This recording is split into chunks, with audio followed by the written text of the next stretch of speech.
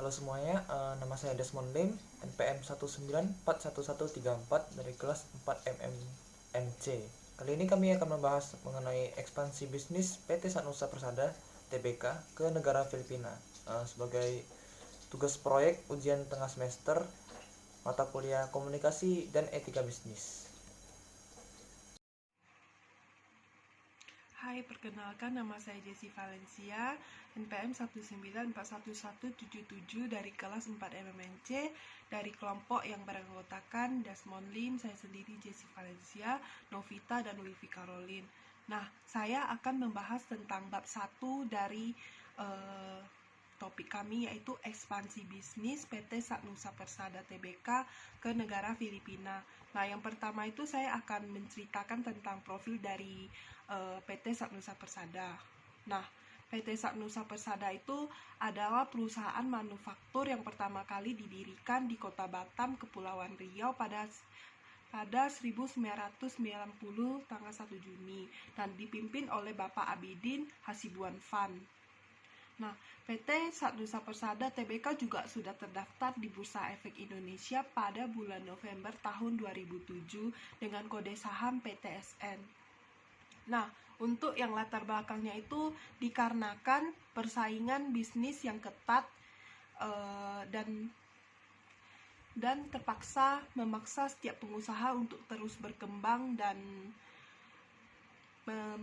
memberikan yang terbaik untuk perusahaannya. Apalagi di COVID, di pandemi ini banyak sekali perusahaan-perusahaan yang mengalami gulung tikar dikarenakan bisnis tidak berjalan dengan baik. Nah, perusahaan Sanusa Persada ini menjadi perusahaan yang bergerak di sektor manufaktur dengan fokus bisnis memproduksi perangkat elektronik.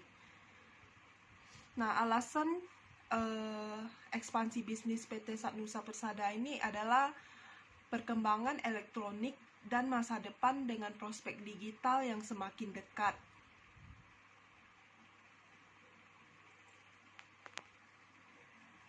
Nah, kami berharap dengan adanya ekspansi bisnis ini akan memudahkan kerjasama antara PT Sanusa Persada Tbk ke negara Filipina. Yang poin kedua ini adalah rumusan masalahnya. Ada 6 rumusan masalah yang kami bahas di dalam tema kami. Yang pertama itu, apa alasan PT Sanusa Persada memilih negara Filipina sebagai negara ekspansi berdasarkan foreign market entry strategis? Yang kedua itu, bagaimana fungsi peran bank dan juga lembaga keuangan sebagai financial intermediaries dan financial innovation dalam ekspansi bisnis ini? Nah, yang ketiga, bagaimana cara menghadapi resiko budaya yang mempengaruhi keberhasilan ekspansi bisnis PT Sanusa Persada Tbk? Nah, yang keempat, bagaimana orientasi manajemen yang akan diterapkan dalam operasional ekspansi bisnis di Filipina? Yang kelima, apa saja langkah-langkah yang harus dilakukan PT Sanusa Persada untuk memimpin perubahan sesuai dengan kajian budaya menurut Hofstede? Nah, yang terakhir itu bagaimana sistem legal dan politik serta country risk di Filipina dan hubungannya dengan masyarakat dan kultur Filipina. Nah, yang poin ketiga atau terakhirnya itu adalah tujuan penelitiannya. Nah, yang pertama itu mencari tahu alasan PT Sanusa Persada Tbk memilih Filipina sebagai negara ekspansi berdasarkan foreign market entry strategis. Yang kedua itu mencari tahu fungsi peran bank dan lembaga keuangan sebagai financial intermediaries dan financial innovation dalam ekspansi bisnis ini. Yang ketiga itu mencari tahu cara menghadapi resiko budaya yang mempengaruhi keberhasilan ekspansi bisnis PT Sanusa Persada Tbk. Yang keempat, mengetahui sistem orientasi manajemen yang akan diterapkan dalam operasional ekspansi bisnis di Filipina. Yang kelima, mencari tahu langkah-langkah yang harus dilakukan PT Satnusa Persada untuk memimpin perubahan sesuai dengan kajian budaya menurut Hofstede. Nah, yang terakhir itu untuk menjelaskan sistem legal dan politik serta country risk di Filipina dan hubungannya dengan masyarakat dan kultur di Filipina. Hai semuanya, perkenalkan nama saya Novita dengan NPM 1941033. Nah, kali ini saya akan menjelaskan mengenai bab 2 yaitu tinjauan pustaka. Selamat mendengarkan.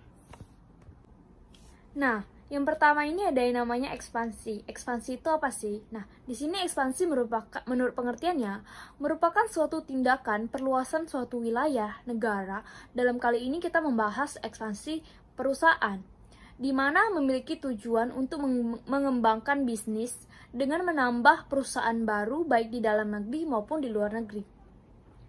Selanjutnya ada yang namanya Forex Market Entry Strategy. Nah, Forex Market Entry Strategy ini merupakan salah satu strategi untuk mengembangkan atau memasuki pasar internasional. Di sini strategi ini memiliki peranan penting dalam pengembangan suatu perusahaan. Nah, ini merupakan strategi untuk melakukan ekspansi ke luar negeri. Yang pertama itu ada ekspor. Nah, ekspor ini merupakan kegiatan jual beli atau perdagangan internasional di mana kita menjual produk hasil dari negara kita ke negara lain. Yang kedua itu ada lisensi dan waralaba atau yang bisa disebut juga dengan franchise. Nah, lisensi ini merupakan strategi bisnis untuk yang memberikan kesempatan kepada penerima lisensi untuk menjual unit dari pemberi lisensi. Nah, contoh dari bentuk lisensi ini contohnya hak cipta, hak paten, dan merek dagang.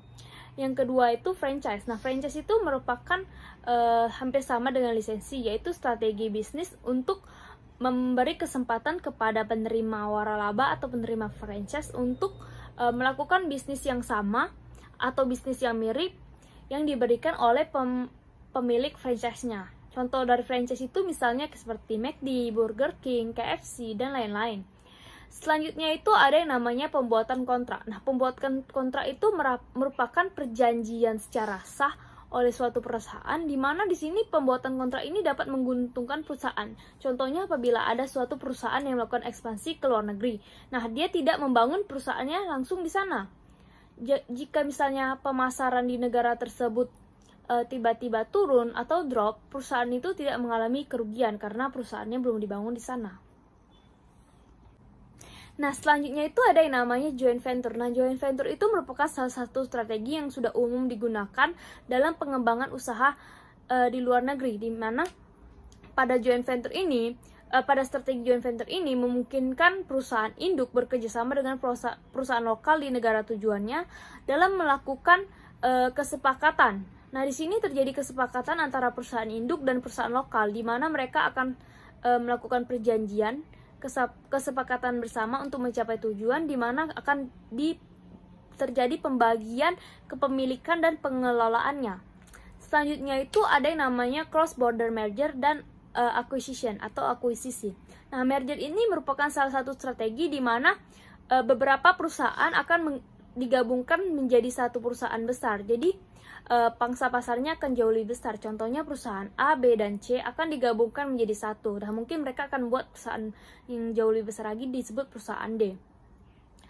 Selanjutnya itu ada yang namanya akuisisi. Akuisisi itu merupakan salah satu strategi untuk mengembangkan perusahaan, di mana akuisisi ini akan melakukan pembesaran perusahaan dengan pembelian perusahaan tersebut secara keseluruhan. Contohnya, perusahaan A akan mengakuisisi perusahaan B. Nah, jadi perusahaan B ini akan diakuisisi oleh perusahaan A. Dengan maksud perusahaan A akan membeli perusahaan B. Jadi perusahaan A ini pangsa pasarnya lebih besar dan persaingan dengan perusahaan sejenis itu akan sedikit berkurang. Yang paling akhir itu ada namanya strategi alliance. Nah, strategi alliance ini merupakan salah satu strategi pengembangan usaha internasional, di mana strategi ini memungkinkan dua unit perusahaan untuk mencapai tujuan bersama. Contohnya seperti perusahaan A dan perusahaan B melakukan strategi alliance bersama, di mana mereka mencari atau mengembangkan teknologi baru, smartphone dan lain-lain. Nah, jadi perusahaan A dan perusahaan B ini mulai dari pengelolaannya, informasi apa yang didapat, terus pengembangannya, dan pelatihan kepada karyawan itu dilakukan secara rata dan adil. Jadi kedua karyawan perusahaan tersebut mendapat informasi dan pengetahuan yang sama untuk mengembangkan strategi teknologi baru tersebut. Nah, dalam melakukan kegiatan ekspansi, kita tidak bisa terhindar dari yang namanya resiko atau risk. Nah, di sini saya akan menyebutkan salah satu resiko, yaitu cultural risk, resiko kebudayaan. Di mana suatu daerah, suatu negara itu memiliki masing-masing ciri khas atau budayanya. Nah, di sini perbedaan antara budaya suatu negara dan suatu daerah ini juga menjadi resiko dalam suatu perusahaan yang melakukan ekspansi. Salah satunya seperti cara hidup, kehidupan masyarakat sehari-hari, sikapnya, etikanya, terus cara berpakaian itu juga menjadi resiko. Nah, di sini kulturalis itu dibagi menjadi 4. Yang pertama itu cultural difference. Nah, cultural difference itu seperti yang saya jelaskan tadi, yaitu perbedaan kebudayaan. Contohnya di Amerika Serikat sana mungkin jika perusahaan itu cara berpakaiannya mungkin di sana mereka lebih free atau lebih bebas. Nah, jika mungkin di perusahaan di daerah Indonesia harus berpakaian yang rapi, sopan, seperti pakaian batik dan lain-lain. Selanjutnya itu yang ada yang namanya negotiation pattern. Nah, negotiation pattern itu merupakan proses tawar-menawar dengan berunding kepada salah satu rekan bisnis kita untuk mencapai kesepakatan bersama. Nah, cara bernegosiasi antara suatu negara itu juga caranya beda-beda. Yang selanjutnya itu ada yang namanya decision making style. Nah, decision making style ini merupakan hal terpenting suatu perusahaan yang menyangkut dengan jiwa kepemimpinan seseorang. Mungkin cara pengambilan keputusan oleh manajer, terus cara menentukan target di masa depan itu diatur dan dilihat dari decision making style-nya. Selanjutnya itu yang paling akhir dari kulturalis itu ada yang namanya ethical practice atau sikap etis. Nah, sikap etis ini juga sifatnya penting dalam suatu perusahaan, di mana dalam keberhasilan bisnis ini mungkin suatu perusahaan akan melihat sikap etis dari rekan bisnisnya untuk melihat apakah rekan bisnisnya ini bisa diajak kerjasama atau tidak. Nah, selanjutnya ada yang namanya country risk atau risiko negara. Nah, country risk ini merupakan risiko yang kita hadapi atau risiko yang kita akan temukan ketika kita melakukan kegiatan ekspansi ke luar negeri.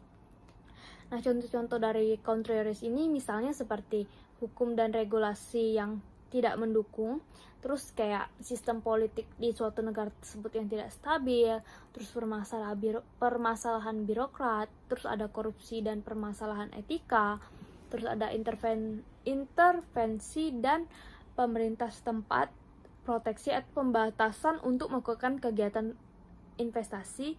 Selanjutnya juga keadaan ekonomi negara tersebut yang tidak teratur. Jadi biasanya country risk ini dapat dilihat dari beberapa poin seperti poin ekonominya negaranya, terus poin politiknya, terus poin kebudayaan, juga ada poin apakah negara tersebut stabil atau tidak keamanannya. Nah, selanjutnya pada slide ini saya akan menjelaskan mengenai managerial orientation. Managerial orientation atau orientasi manajerial itu umumnya terbagi menjadi 3 jenis. Seperti pertama itu ada kultur nasional. Nah, kultur nasional ini mencirikan bagaimana tata krama suatu negara atau kebudayaan suatu negara.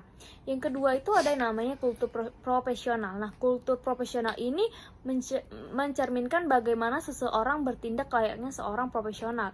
Yang ketiga itu ada yang namanya kultur perusahaan. Nah, kultur perusahaan ini merupakan bagaimana sih citra perusahaan tersebut. Nah, managerial orientation ini terbagi menjadi 3. Yang pertama itu ada yang namanya orientasi etnosentrisme.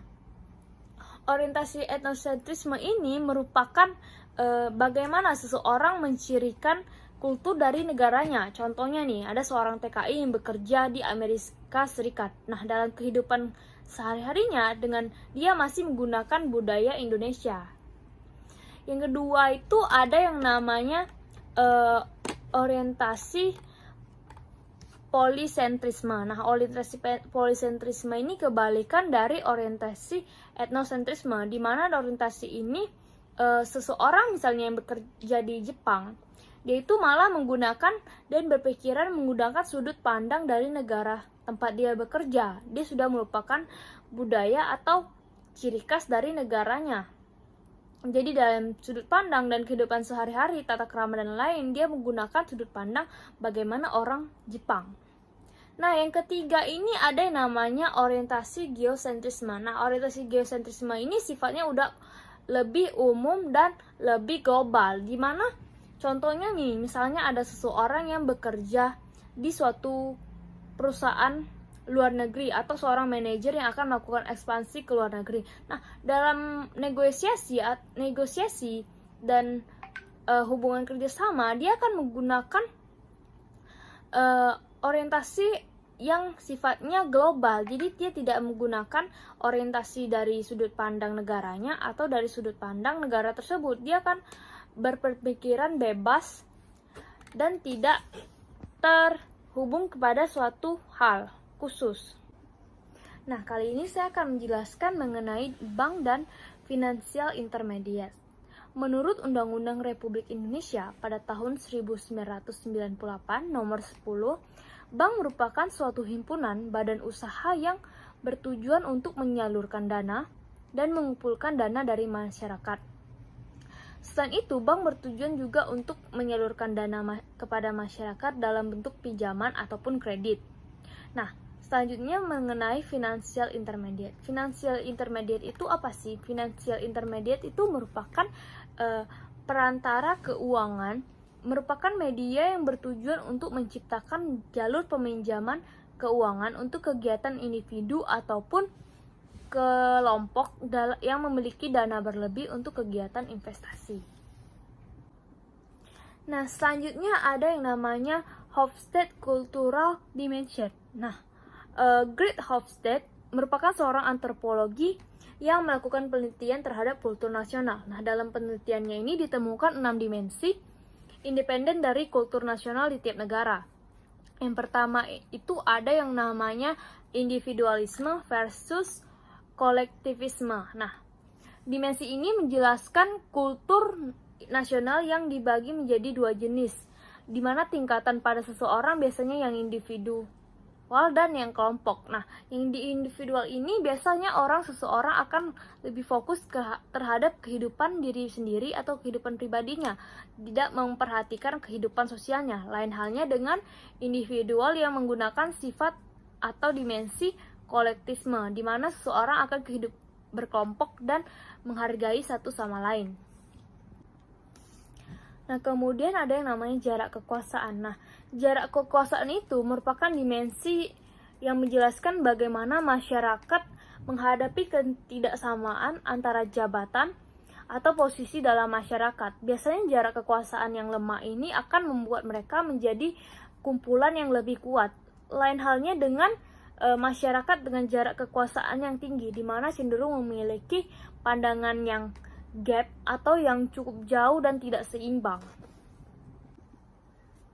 Nah, kemudian ada yang namanya penghindaran ketidakpastian. Nah, dimensi ini menjelaskan kultur nasional berdasarkan kondisi yang lebih cenderung terstruktur, jelas, dan pasti dibandingkan dengan kondisi yang tidak kondusif dan tidak pasti. Selanjutnya ada yang namanya maskulin versus feminin. Nah, maskulin versus feminin ini merupakan dimensi yang membandingkan kultur berdasarkan peranan laki-laki dan peranan wanita untuk mencapai suatu ambisi. Biasanya seperti kayak contohnya negara Australia dan Italia itu mendukung perempuan, sedangkan negara Filipina itu mendukung laki-laki. Seperti itu. Nah, selanjutnya ada yang namanya orientasi jangka pendek dan jangka panjang. Nah, biasanya orientasi ini atau dimensi ini mengacu pada kecenderungan pribadi atau suatu kelompok dalam menunda kesenangannya untuk mencapai suatu kesuksesan. Terdapat kondisi di mana seseorang melihat jangka pendek menjadi sesuatu yang harus diprioritaskan atau dicapai. Nah, ada orang juga yang beranggapan bahwa sesuatu jangka panjang itu adalah sesuatu yang harus dicapai mereka.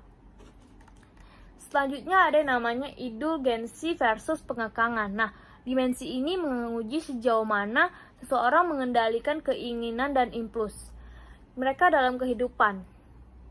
Terdapat orang-orang yang fokus pada kebahagiaan individu, terdapat pula orang-orang yang terfokus pada kesenangan duniawi, dan sebaliknya ada aja orang yang selalu berusaha menekan kepuasan mereka untuk kehidupan yang jauh lebih baik.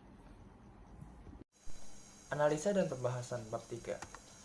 Nah, dalam analisa dan pembahasan ini ada beberapa hal yang akan kita bahas.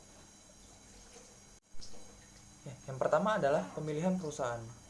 Dalam proyek ini kami memilih perusahaan PT Sanusa Persada Tbk yang juga salah satu karyawannya adalah anggota dari kelompok kami.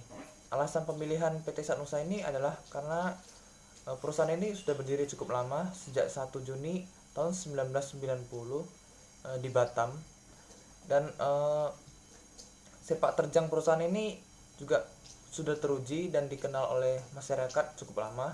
Perusahaan ini dipimpin oleh Abidin dan dibangun sendiri oleh Abidin, yang juga sudah diakui oleh banyak pihak khususnya di Kota Batam dan Kepulauan Riau.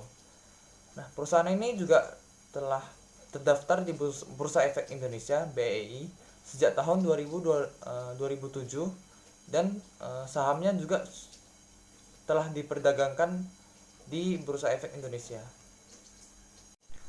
Yang kedua adalah pemilihan negara tujuan ekspansi. Sebelumnya mengenai proyek ekspansi, kami memandang prospek perkembangan teknologi yang cukup cepat dan signifikan, terutama kebutuhan akan perangkat elektronik yang meningkat dari masa ke masa. Nah, PT Sanusa ini dia memiliki lini bisnis manufaktur perangkat elektronik yang berteknologi tinggi. Kemudian beberapa alasan pemilihan negara tujuan ekspansi. Negara yang kami pilih adalah negara Filipina. Nah, alasan pertama adalah letak negara Filipina yang strategis dan tetangga dengan Indonesia, juga merupakan salah satu negara dalam perkumpulan ASEAN atau negara di Asia Tenggara. Nah, hal itu tentu mendukung Indonesia untuk bekerja sama dan membina hubungan baik antar negara, khususnya bilateral maupun antar negara Asia Tenggara. Kemudian alasan kedua adalah Filipina merupakan negara dengan ekonomi terbesar keempat di Asia Tenggara berdasarkan data dari Wikipedia. Selain itu, Filipina juga memiliki nilai ekspor yang tinggi dalam produk komponen elektronik.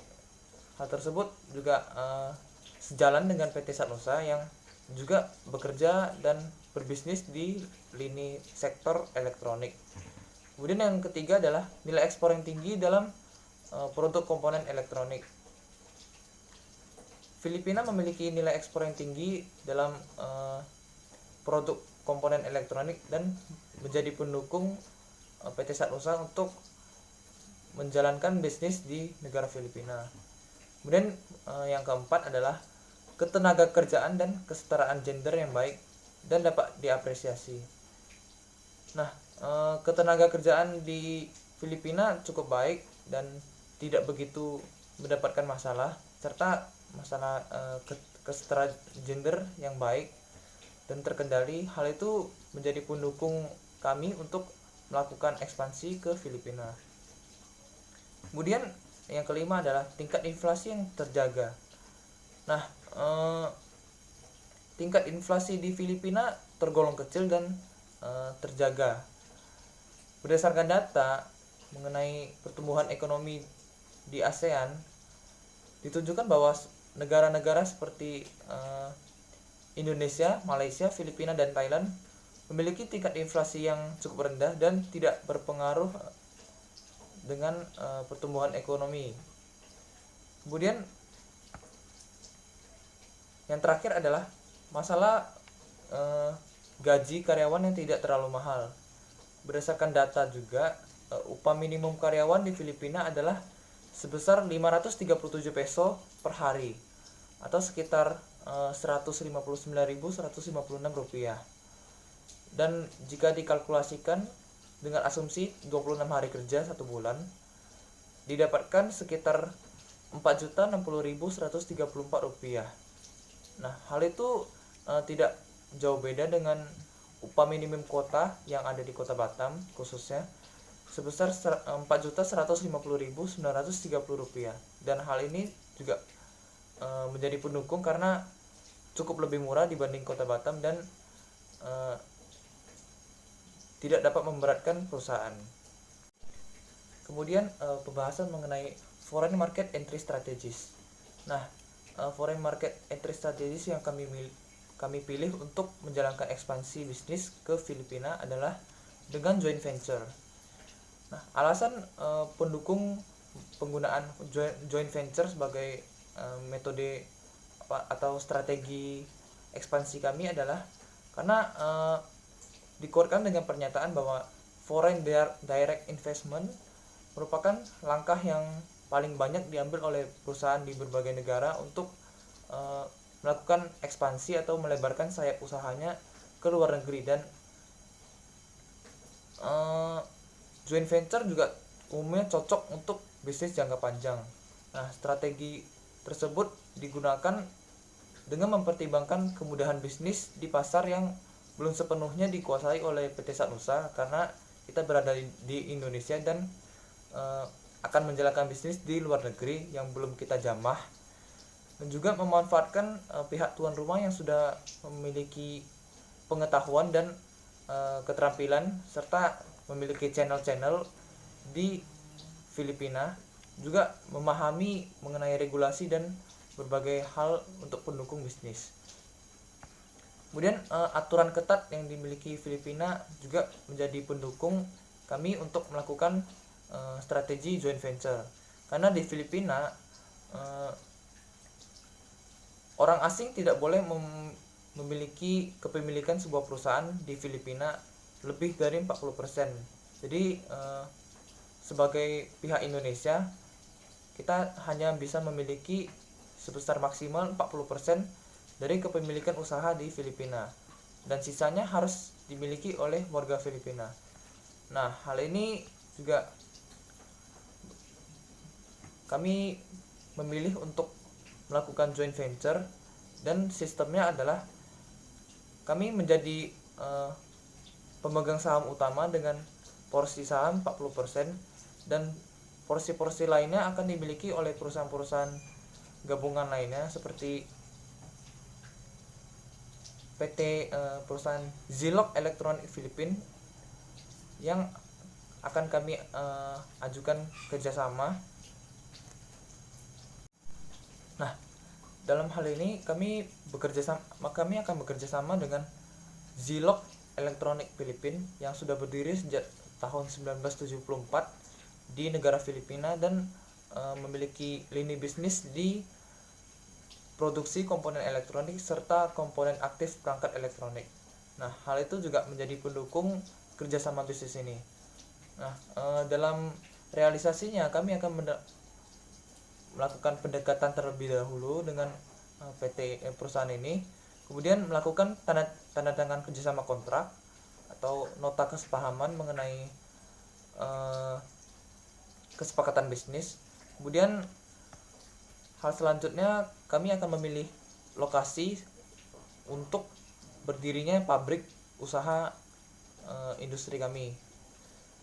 Kemudian setelah melakukan penelusuran dan penetapan lokasi, kami akan mendaftarkan nama perusahaan ke dinas terkait di Filipina dan mengurus segala macam administrasi. Nah, proses ini akan dibantu oleh pihak perusahaan rekanan kami, Zilog Electronic, karena mereka sudah cukup lama di Filipina dan mengetahui bagaimana regulasi-regulasi bisnis dan administrasi di Filipina.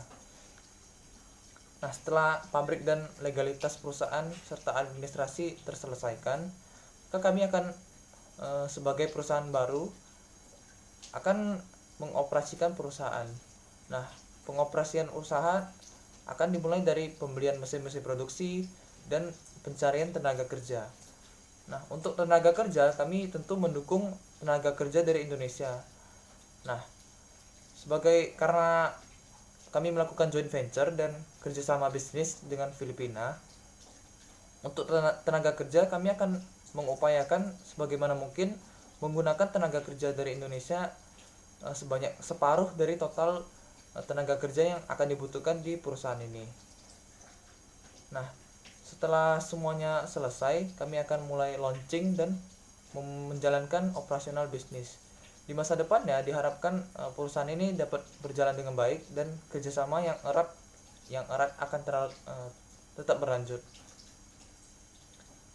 Setelah beberapa tahun perusahaan berjalan, jika terdapat hal positif dan sangat menguntungkan, maka PT Saat Nusa Persada akan melakukan pengambil alihan secara keseluruhan dengan strategi akuisisi perusahaan untuk memosisikan diri sebagai pemilik dari perusahaan tersebut.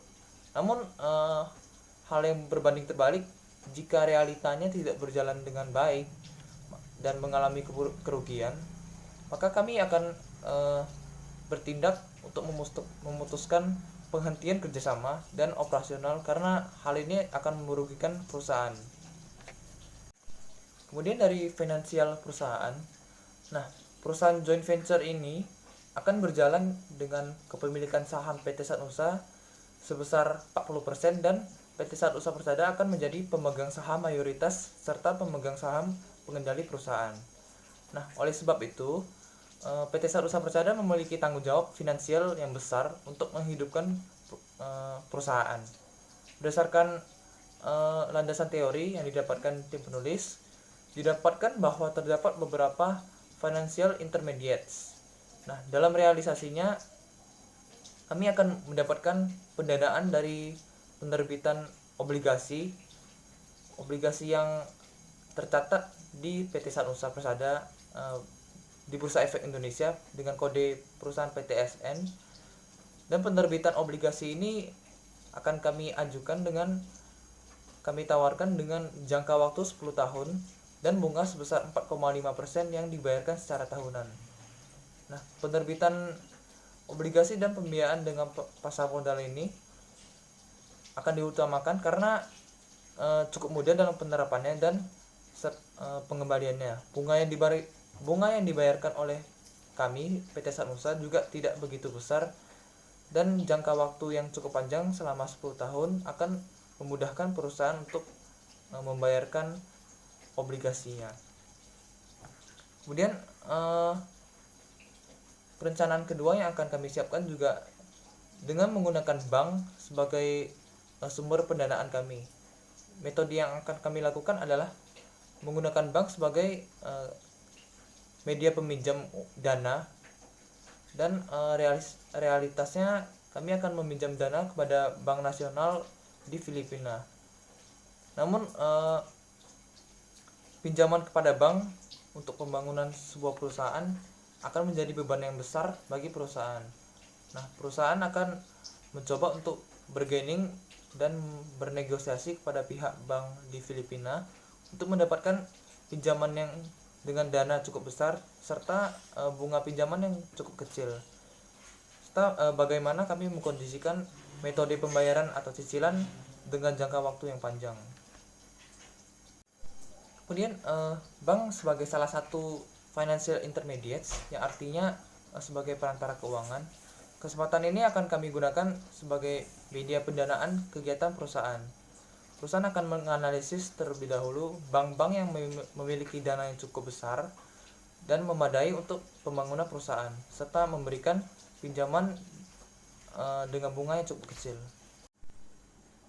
Ya. Selain itu, bank juga menjadi bertindak sebagai financial innovation, yang artinya bank bertindak sebagai inovasi dalam keuangan masyarakat. Nah, perusahaan akan menggunakan bank sebagai inovasi pembayaran dan keuangan perusahaan serta mendukung inovasi tersebut. Nah, cara pendukung perusahaan dalam inovasi keuangan tersebut adalah dengan menggunakan bank dalam keseluruhan transaksi yang ada di perusahaan ini. Transaksi kepada penyalur maupun dari pelanggan akan menggunakan bank sebagai media perantaranya. Kemudian dalam hal penggajian karyawan perusahaan, manajerial juga menggunakan bank sebagai media penyimpanan uang dan transaksi yang mudah dan aman serta terjamin. Seluruh karyawan akan diwajibkan memiliki rekening dalam salah satu bank yang ada di Filipina yang bekerja sama dengan perusahaan, dan setiap bulannya dalam masalah pembayaran gaji akan dilakukan menggunakan bank tersebut dengan media transfer dan tidak menggunakan uang fisik sebagai perantara pembayaran. Nah, kemudian permasalahan risiko budaya atau cultural risk. Nah, cultural risk sendiri antara Filipina dengan Indonesia tentu memiliki beberapa kesamaan dan perbedaan. Nah, kesamaan dan perbedaan tersebut dilatar belakangi oleh latar belakang astronomis. Ya, Indonesia dan Filipina cukup dekat dan sama-sama berada di kawasan Asia Tenggara. Kemudian masalah geografis, Indonesia dan Filipina memiliki geografis yang kurang lebih sama dengan latar belakang negara kepulauan yang terdiri dari beberapa pulau. Nah, kemudian perbedaan dari Filipina dan kultur dari Indonesia terlihat dari bahasa yang digunakan oleh Filipina dan Indonesia cenderung bersumber dari bahasa yang sama, yaitu Melayu kuno, Sanskerta, bahasa Jawa kuno, dan Tagalog kuno. Nah, hal ini cenderung didapati beberapa kesamaan dan perbedaan dalam penggunaan bahasa. Kemudian dari segi makanan kuliner, Filipina cenderung terbuka dengan makanan dari negara lain, dan di restoran-restoran Filipina terdapat banyak sajian dari berbagai negara. Berbeda dengan Indonesia yang cenderung mengutamakan makanan khas dari daerahnya sendiri sebagai media kuliner. Kemudian dari transportasi yang dimiliki Filipina juga cenderung sudah lebih canggih dibandingkan Indonesia. Dari sosial masyarakat Filipina cenderung lebih ramah dibandingkan dengan masyarakat Indonesia. Masyarakat di Filipina juga cukup fasih dalam berbahasa asing, berbeda dengan masyarakat Indonesia yang tidak seluruhnya menguasai bahasa asing. Nah, kemudian perbedaan kultur lainnya adalah dari cara negosiasi. Masyarakat Filipina cenderung melakukan negosiasi dengan mengakomodasi lawan bicara mereka serta menarik diri untuk mencapai kesepakatan. Sedangkan masyarakat Indonesia dalam melakukan negosiasi cenderung mengurangi ambiguitas dan konflik untuk keberhasilan negosiasinya. Kemudian dalam pembuat keputusan atau decision making juga terdapat perbedaan di mana masyarakat Indonesia berpatokan terhadap orang-orang yang sudah memiliki citra atau dalam masyarakat atau sebagai influencer dan memandang mereka sebagai pembuat keputusan dari pribadi mereka sendiri. Kemudian masyarakat Indonesia juga cenderung mengandalkan prinsip musyawarah mufakat untuk membuat sebuah keputusan. Perbedaannya dengan masyarakat Filipina adalah budaya nasional Filipina cenderung mempengaruhi pembuatan keputusan mereka. Kemudian dari sikap etis dalam komunikasi dan tata krama, masyarakat Indonesia cenderung menunjukkan sikap rendah hati. Nah, berbeda dengan masyarakat Filipina yang juga cukup unik dalam etikanya, masyarakat Filipina cenderung hidup berkelompok dan menjaga satu sama lain antara kelompok-kelompok masyarakat tersebut. Nah, perbedaan kultur dan budaya tersebut dapat menjadi pendukung dan dalam penghambat seharusnya tidak dapat terjadi jika kita melakukan hal-hal yang baik dan mengutamakan kebersamaan antara kedua belah pihak, antara Filipina dan Indonesia, serta menjauhi potensi-potensi yang akan menimbulkan konflik. Nah, kemudian dari orientasi manajemen atau management orientation, nah, kami memilih orientasi manajemen geosentris yang mengutamakan dan mengacu pada pola pikir global serta menghilangkan nilai egois dalam perbedaan kultur dan budaya. Nah, geosentris sendiri cenderung memandang budaya global sebagai pandangan mereka dan tidak berpatok pada budaya-budaya masing-masing negara atau daerah. Selain itu, bisnis juga akan berjalan dengan baik serta tidak terbatasi dengan permasalahan perbedaan kultur atau budaya. Nah, selain itu, dalam kerjasama bisnis ini akan digunakan pendekatan kultur yang terbuka akan perbedaan. Dengan memahami kultur dari negara lain, sikap dan perilaku, kebudayaan serta cara bekerja rekan-rekan bisnis kita, maka akan lebih mudah untuk mencapai kerjasama bisnis yang baik. Dalam hal ini, seorang manajer harus memiliki nilai keterbukaan terhadap satu sama lain. Kemudian dari analisa tipologi Hofstede. Nah, dalam analisa ini kami menganalisa bahwa langkah terbaik untuk menyesuaikan diri dengan masyarakat-masyarakat di Filipina adalah dengan pendekatan kekeluargaan. Nah, terlebih masyarakat-masyarakat di Asia cenderung memiliki sifat kekeluargaan dan hidup secara berkelompok.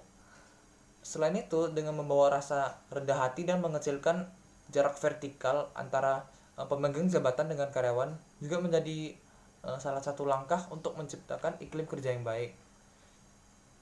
Seorang manajer perusahaan juga tentu harus menciptakan kondisi yang pasti dan jelas dalam perusahaannya, serta membawa iklim kesamarataan gender antara laki-laki dan perempuan dalam membuat keputusan dan keseharian di perusahaan, serta dalam operasional pekerjaan. Manajerial perusahaan tentu memiliki target-target dalam bisnis atau usahanya.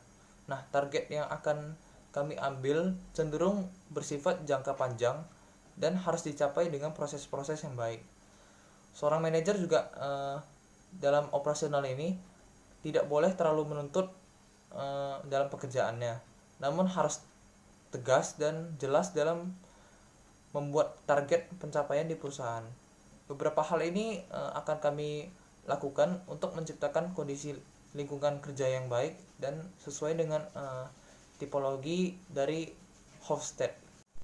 Kemudian yang terakhir adalah dari analisa country risk atau risiko country. Nah, di Filipina sendiri mereka menganut sistem pemerintahan dengan sistem pemerintahan republik dan dipimpin oleh seorang presiden. Nah, mirip dengan Indonesia pola pemerintahannya. Kemudian dari sistem hukum atau legal yang dimiliki oleh Filipina juga beragam. Filipina pernah dijajah oleh beberapa negara seperti negara besar Spanyol dan Amerika Serikat. Nah, oleh sebab itu, sistem hukum yang dimiliki oleh Filipina juga beradaptasi dengan sistem hukum yang ada di Spanyol dan Amerika Serikat. Dalam merealisasinya, Filipina menggunakan sistem hukum perdata yang dimiliki oleh Spanyol dan common law yang dimiliki oleh Amerika Serikat. Mereka mengadaptasi kedua sistem hukum dari kedua negara tersebut. Nah, selain itu, country risk yang lainnya adalah Filipina memiliki beberapa konflik yang terjadi belakangan. Yang kita tahu juga, Filipina memiliki kebebasan dalam memiliki senjata api dan lebih bebas dibandingkan Indonesia yang harus memiliki izin dan sertifikat untuk memiliki senjata api. Nah, konflik-konflik yang ada di Filipina yang terakhir adalah bagaimana pemberontakan dari etnis Moro dengan pemerintah Filipina itu terjadi pada tahun 2013. Kemudian konflik lainnya juga berkaitan dengan WNI, warga negara Indonesia yang sempat disandra oleh kelompok militan teroris Abu Sayyaf yang ada di Filipina. Kemudian Filipina juga sempat bertegangan keras dengan kelompok militan Abu Sayyaf dan sempat beberapa kali terjadi peperangan antara militan Filipina dengan kelompok teroris Abu Sayyaf. konflik tersebut tepatnya terjadi di kota Marawi tahun 2019. Nah, dalam hal sosial Filipina juga terdapat konflik dan permasalahan sosial mengenai penggunaan narkotika. Nah, penggunaan narkotika di Filipina juga cukup tinggi, dan yang terakhir pada bulan Februari 2021 terdapat aksi baku tembak antara Badan Penegakan Narkotika Filipina dengan kelompok gembong narkoba yang ada di Filipina. Nah, kemudian keadaan masyarakat yang notabene golongan Asia dan memiliki kultur yang serta kepribadian yang ramah oleh masyarakat Filipina. Kemudian sistem kekeluargaan juga melekat pada kultur di Filipina. Sistem politik yang jelas dengan sistem campuran hukum antara hukum Spanyol dan hukum Amerika Serikat, serta pimpinan kepresidenan Duterte yang cukup baik dalam memberantas dan menghadapi permasalahan konflik di Filipina, menjadi pendukung-pendukung yang baik dalam menjalankan ekspansi bisnis ke Filipina dalam pandangan kultural. Nah, beberapa hal harus dilakukan oleh tim penulis dan PT Satu Usaha Persada adalah memahami kondisi negara tujuan kita yaitu Filipina dalam menyikapi pandangan kultural, serta untuk mendapatkan nilai atau titik penting dari keberagaman kultur tersebut, serta kemudian juga untuk menjalin hubungan baik antara Filipina dan Indonesia. Kerjasama tim dan komunikasi serta inovasi tentu harus dilakukan untuk mendukung ekspansi yang sukses serta membawa keuntungan bagi kedua belah pihak dalam jangka panjang. Halo guys, nama saya Wilfi Caroline, NPM 1941083.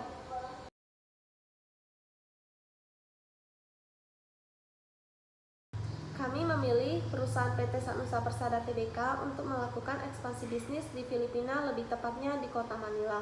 Alasan kami melakukan ekspansi bisnis adalah untuk membuat perusahaan semakin go internasional. Nah, PT Sanusa Persada Tbk ini juga sudah terdaftar di Bursa Efek Indonesia. Kami memilih negara Filipina untuk melakukan ekspansi bisnis karena di Filipina gaji UMK yang diterima jauh lebih tinggi dan juga perekonomian di sana jauh lebih bagus. Nah, ada dua strategi untuk memasuki segmen pasar. Yang pertama, kita harus memperhatikan faktor teknisnya berupa 3 fase. Yang pertama, fase rancangan, kedua fase pengembangan, dan yang ketiga fase pengantaran. Nah, strategi keduanya adalah orang yang terlibat harus saling rangkul-merangkul, saling menyesuaikan pendapatnya, karena tentunya akan terjadi perbedaan pendapat, dan kita juga harus menggunakan hasil yang telah kita rancang selesai. Strategi memasuki pasar internasional sangat penting dalam pengembangan perusahaan. Ada dua alasan perusahaan yang melakukan ekspansi, yaitu ekspansi proaktif, memanfaatkan keunggulan pasar, dan juga ekspansi reaktif, yaitu menyesuaikan diri terhadap tekanan dan perubahan. Nah, untuk melakukan bisnis sangat diperlukan modal administrasi. Strategi joint venture. Strategi ini dilakukan karena adanya aturan bisnis yang sangat ketat di Filipina. Nah, PTSN akan melakukan pendekatan dengan perusahaan yang dipilih di negara Filipina dan dilanjutkan dengan transisi usaha, yaitu bertemunya pemilik perusahaan PT Sanusa Persada Tbk dengan Zilog Elektronik Filipina untuk melakukan tanda tangan kontrak. Resiko kultur adalah resiko yang terdapat di dalam ekspansi bisnis. Nah, resiko kultur ini menjelaskan tentang bagaimana masyarakat hidup dalam kesehariannya, dari cara berpakaian, cara makan. Nah, resiko kultur ini terdapat perbedaan dalam bahasa, ras, agama, pola pikir. Perbedaan antara Filipina dengan Indonesia adalah terletak pada bahasanya. Namun, perbedaan tidak membawa kerugian. Bahkan karena perbedaan tersebut membawa keuntungan. Kenapa membawa keuntungan? Karena dengan adanya perbedaan membuat pertukaran budaya semakin lancar. Risiko negara adalah risiko yang diterima ketika melakukan kegiatan di luar negara. Dengan adanya risiko, kita mengetahui seberapa baik negara tersebut untuk melakukan bisnis. Nah, di Filipina menggunakan sistem hukum perdata Spanyol dan common law Amerika Serikat karena mereka pernah dijajah oleh Spanyol dan Amerika Serikat. Nah, pendukung yang sangat bagus di Filipina adalah sistem politiknya yang jelas dan kepresidenan Duterte. Dalam pengertian kultur, orientasi manajerial terbagi menjadi 3 jenis, yaitu orientasi etnosentris, polisentris, dan geosentris. Nah, kami menggunakan orientasi geosentris karena menghilangkan nilai egois dalam perbedaan kultur. Nah, permasalahan kultur sangat penting dan juga berdampak. Dampaknya biasanya muncul dari tindakan manajerial dalam usaha. Bank dan finansial intermediate. Bank menghimpun dana dari masyarakat dan finansial intermediate membuka jalur untuk individu yang memiliki dana untuk menginvestasikan dananya dan mendapatkan keuntungan. Perusahaan yang berjalan ini akan dimiliki oleh PT Sanusa Persada Tbk dikarenakan memegang saham sebesar 40%. Nah, perusahaan akan menerbitkan obligasi dengan jangka waktu 10 tahun dan suku bunga 4,5% yang dibayar secara tahunan. Verhofstadt menemukan 6 dimensi independen dari kultur nasional tiap negara, yaitu individualisme dan kolektif, jarak kekuasaan, penghindaran ketidakpastian, maskulin dan feminisme, orientasi jangka panjang dan jangka pendek, indulgensi dan pengengkangan. Nah, langkah yang bagus untuk melakukan pendekatan dengan masyarakat Filipina adalah memunculkan rasa kekeluargaan dan tidak ada perbedaan antara kodrat laki-laki dan perempuan. Kami menyarankan kepada para pengusaha untuk memanfaatkan teknologi yang semakin maju dan persaingan yang ada untuk memperebutkan posisi perusahaan terbaik. Kami juga menyarankan untuk memperhatikan situasi dan kondisi tentang rancangan ekspansi dapat berjalan lancar atau tidak. Nah, pendekatan budaya sangat diperlukan perusahaan dalam melakukan ekspansi bisnis.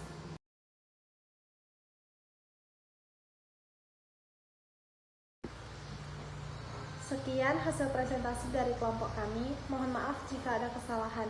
Terima kasih.